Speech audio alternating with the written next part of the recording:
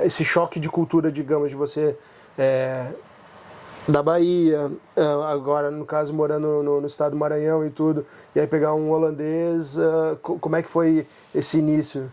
Não, foi, para mim, eu costumava dizer para ele, ele era jornalista de um dos jornais muito conhecidos, o Telegrafo, e eu dizia para ele, eu ando por essas ruas, muitas vezes, eu gostava muito, a gente gostava de passear, eu dizia para ele, eu gosto da arquitetura.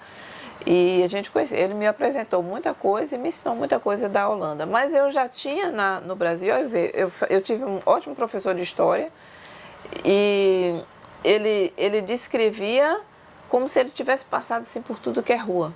Então, eu não vi, digamos assim, qual é a palavra?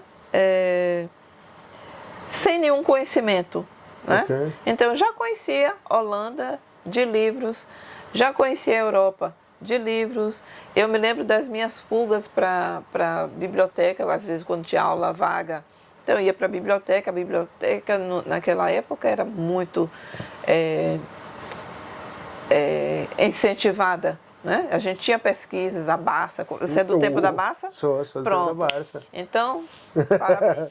Então, a gente era incentivado a visitar a biblioteca, não apenas visitar, mas ir lá, estudar e tal e tal.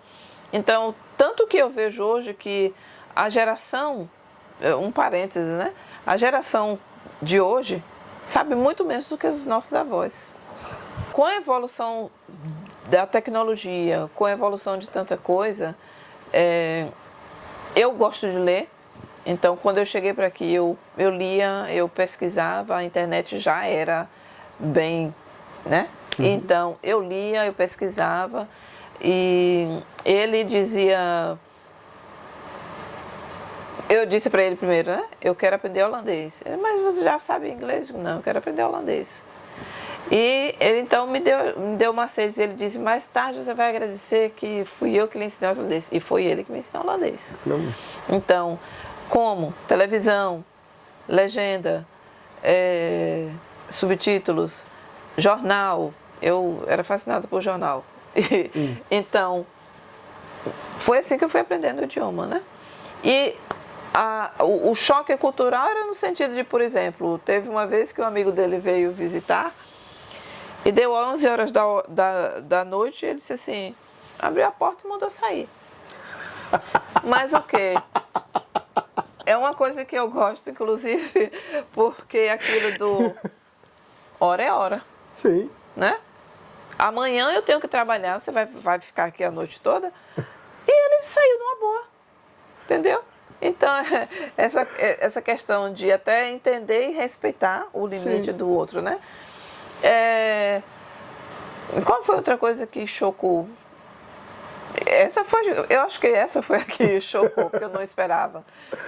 E ele disse assim, se ele vier outra vez, ele sabe. Ele não passa de 11 horas. Eu digo, ok, tudo bem. Então, na realidade, eu vim sabendo do que era a cultura, a vivência é que vai aprimorando, né, o conhecimento dos hábitos e tal. Mas eu sabia que era uma cultura mais distante e ele me dava muito disso, né? Me passava muito disso.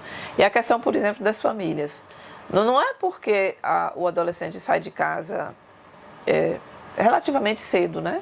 A gente tem que a cultura de que casou ou não casou, fica 40, 50 anos dentro de casa, ao invés de criar a própria vida. Então, eu acho, Fernando, que por ler e por estar aberta por essa integração, que a integração não é apenas o teste deveria ser diferente, deveria ser diferente. Mas eu acho que a integração é muito importante para a gente começar a entender, foi importante para mim, né?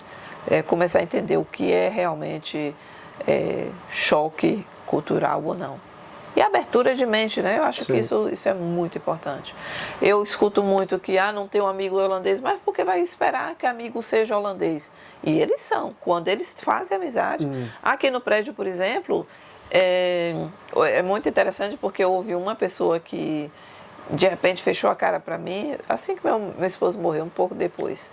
E e ficava assim com um comportamento muito estranho.